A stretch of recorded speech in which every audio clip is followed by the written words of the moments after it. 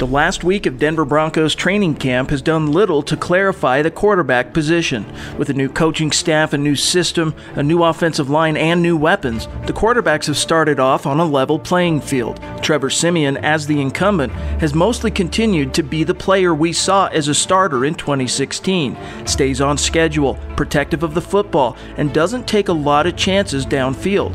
But when you need 10 yards on third down, throwing it 6 yards and playing it safe isn't always going to endear you to the coaches. However, Siemian has tried at times to be more aggressive with the ball to some success.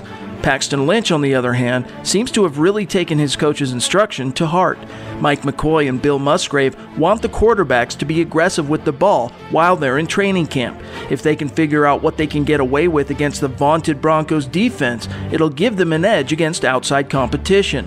Lynch has strived to push the ball downfield more so than Siemian, but he's also turned the ball over more than Siemian, which at this point in camp you want to start seeing less of. In the strictures of camp, Lynch's wings have been clipped in the sense that the coaches don't want him to break the pocket and make things happen with his legs. They want him to execute from the pocket.